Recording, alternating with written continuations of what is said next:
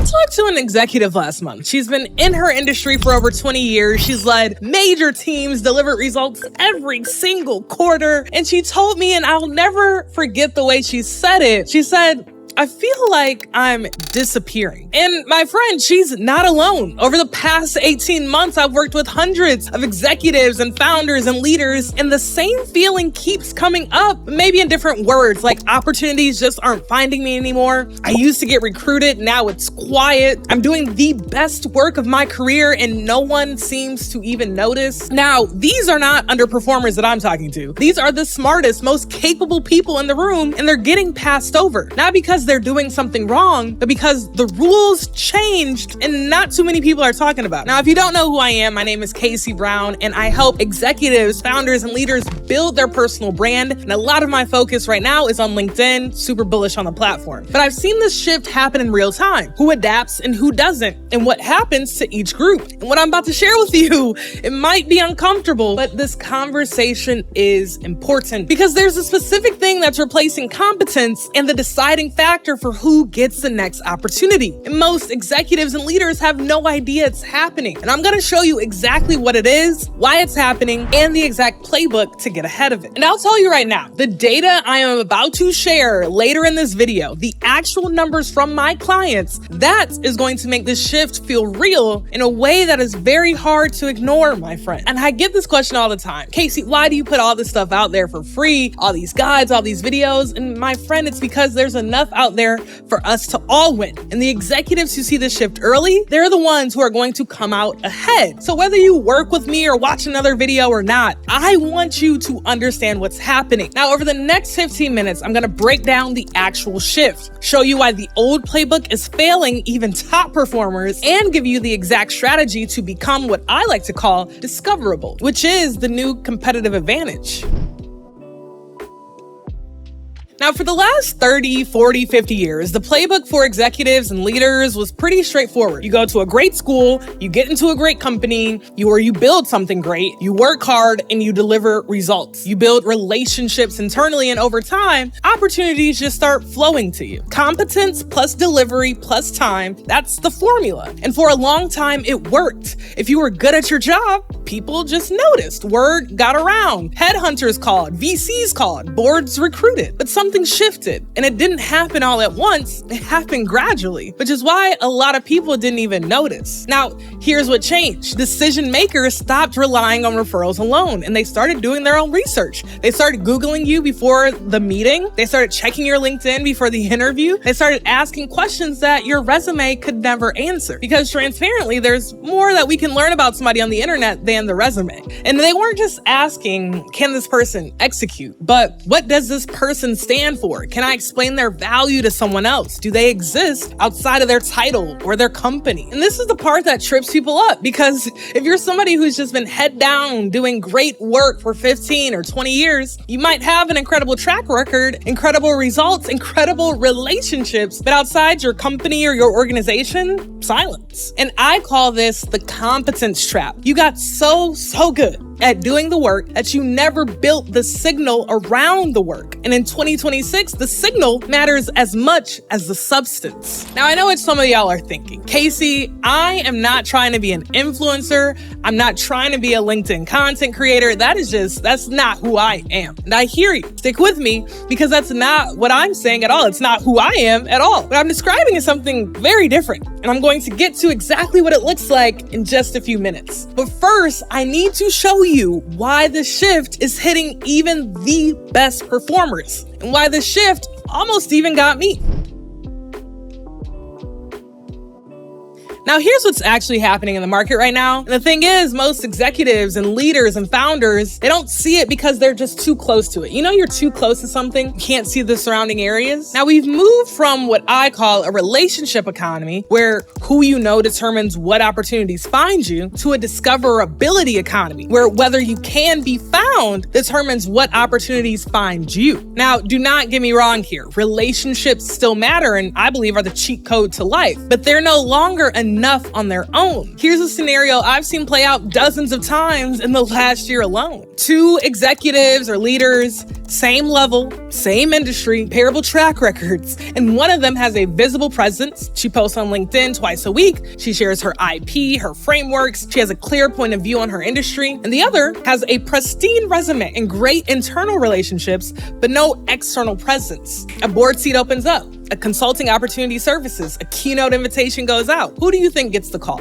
Not the better executive, but the more discoverable one. Let me be honest with y'all. This isn't fair, and I know that. The person who's been quietly doing incredible work for 20 years should be recognized for that. But here's what I've learned after working with over 100 folks. What should happen and what does happen are two different things. Neither you can be frustrated about it like I was for years, or you can adapt like I have over the last 5 years. Now, if you've made it this far in this video with my monotone voice, I'm assuming you're kind of bought in. So I'm gonna show you exactly how to adapt, the full playbook. But first, I need you to understand why this is actually a massive opportunity for leaders. Because most people hear you need to be on LinkedIn, and they think that means becoming a content creator or an influencer, and it doesn't. And confusing those two things is probably the biggest mistake that I see. All right, so this is the part that changes everything. It's like reading Rainbow. And it's the thing I wish someone had told me years ago, because I had to learn it the hard way. But that is why I make these videos, so y'all don't have to learn the hard things the hard way like I had to. There are two games being played on LinkedIn right now. Most people don't even realize that there are different games. The first game is game of attention, or the intention game. This is the creator game. You post every day, you optimize for impressions, you chase trending topics, you grow your follower count, you get brand deals, and this is the game that most LinkedIn advice is designed for. And if you're a full-time creator, that is great. Please, please, please go out, stack your chips, and go play that game. Now, game two is the authority game. This is the executive game, the leader game, the founder game. Be known for a specific problem space, build discoverable expertise, attract the right 50 to 100 people, not the biggest audience, and convert attention into conversation, not followers. Now, here's the problem. Almost all the LinkedIn advice out there is the post 2 times a day and use these clickbaity hooks and use AI to engage in the comments. And that's the attention game advice. And when executives follow it, it backfires. How do I know? Because I run these cohorts, and these cohorts allow me the opportunity to run experiments. And I ran this experiment. I gave the exact LinkedIn advice to a full-time creator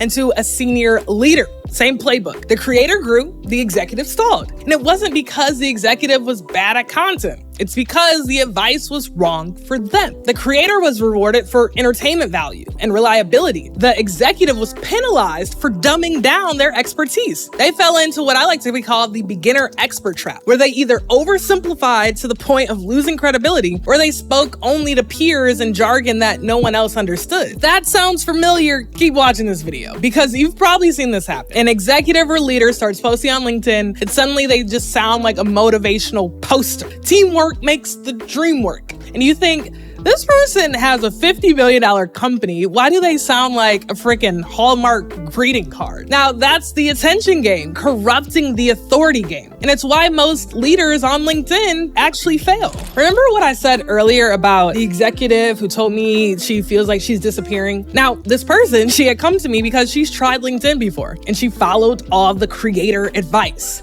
She posted consistently for 3 months. She got decent engagement, but zero business impact, zero inbound, zero opportunity, because she was playing the wrong game. So what does the right game actually look like? Let me show you. And I'm going to use real numbers from real clients so you can see exactly what happens when you start playing the game for you.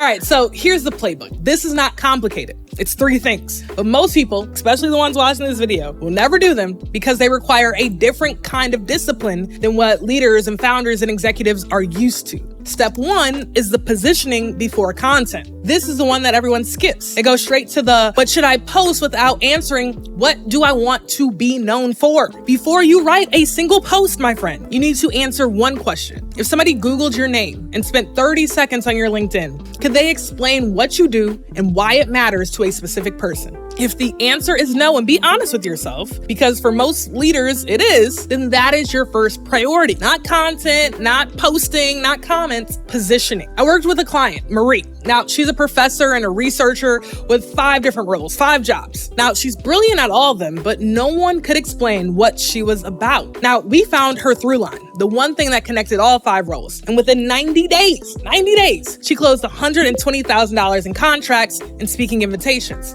Positioning did that, not content volume and posting 3 times a day, not even going viral. Now, step 2 is intent-based content, not attention-based content. Once your positioning is clear, you don't need to post every day. You don't need to chase trends. You need to post content that makes your ideal client or partner or customer think, this person understands my problems better than I do. Every post is designed to attract people with intent, people who are actively looking for the kind of expertise and solutions you have. Not the tire kickers, not the people who just want free advice and want to talk to you over coffee. The right people. Now, here's the thing I don't see a lot of folks talking about. Maybe their ego protects them from talking about this, but I've had posts get 8 million impressions and generate basically $0 in revenue. I've also had posts get 3,200 impressions and generate $45,000 in revenue. Same platform, same little old me. The difference was intent. Now, the attention game tells you that the 8 million impressions post was better. Also, whenever I use that in a YouTube video, the clicks are way better. Y'all love when I talk about that stuff. But the authority game tells you the $45,000 post was better.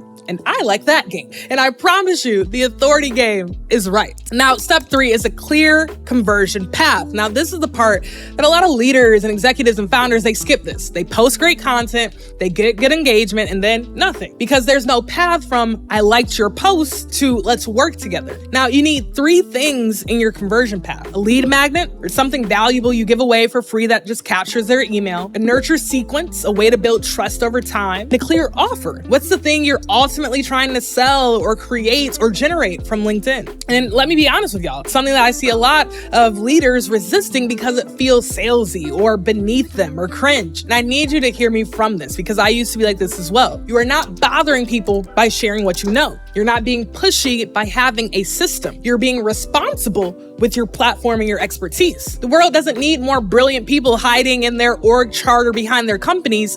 It needs more brilliant people being discoverable and sharing their expertise, their thoughts, and their stories.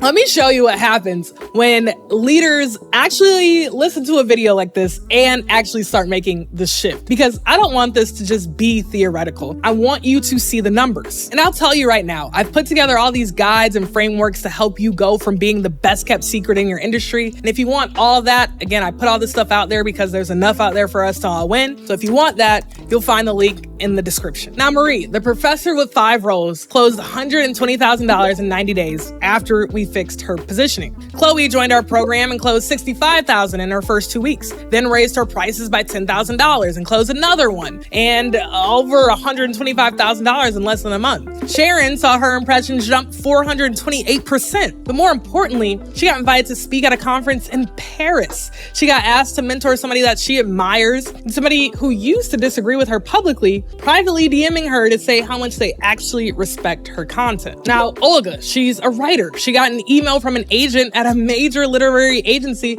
asking for pages from her book. That agent found her through LinkedIn because she started posting and positioning herself as an expert. And then there's Cledra. This is one of my favorites. Cledra started showing up on LinkedIn, consistent, strategic content, a woman founder, never liked a single post, never left a single comment, but she'd been reading everything. She booked a consult with Cledra and paid in full for a 12-week package. That, my friend, is the discoverability economy in action. You never, ever know who's watching. Now, all the people that I just named, these are not influencers. These aren't content creators. These are professionals, experts, a professor, a health coach, a writer, a consultant who made one shift. They became discoverable. And when that shift happened, everything changed.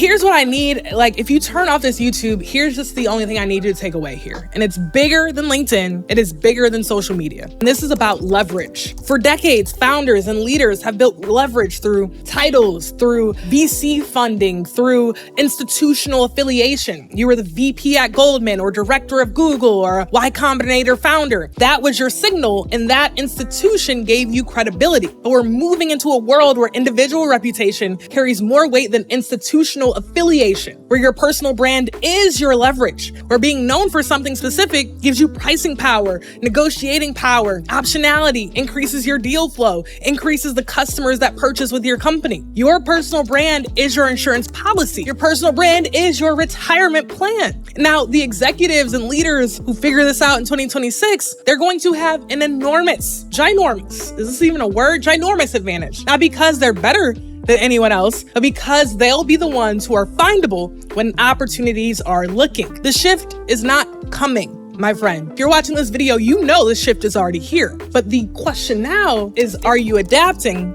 or are you disappearing? So here's what I want you to do. One thing only. Go to your LinkedIn profile right now, read your headline in your About section, and ask yourself, if a decision maker spent 30 seconds here, could they explain what I do and why it matters to someone specific? The answer is no, and be honest with yourself. That is your first fix. That's where it starts. Now, again, if you want the complete system, the positioning framework, the content strategy, the conversion path, all of it, I put together a 5-day email course called Stop Being a Best Kept Secret. It'll be dripped out to you over 5 days. I think it's really, really good. It's also free. Again, why do I put this stuff out there? Because there's enough out there for us to all win. If you want it, you'll find the link in the description. And if you want the hands-on version, if you want what Marie and Chloe and Sharon and Cleedra got, the real-time coaching, the cohorts, the systems we've built specifically for leaders and founders and executives. We run our brick-by-brick cohorts a few times a year. They sell out every time we do them. And you can also join the waitlist below. But my friend, listen to me. Listen to me good. You do not need another program to start. You just need to make the decision that being invisible is no longer acceptable. But my friend, I need you to hear this. I need you to hear this. You do not need another program to start. You need to just start making the decision that being the best kept secret is no longer acceptable. Go take action and stop being a best kept secret. And with that, I'll see you in the next one.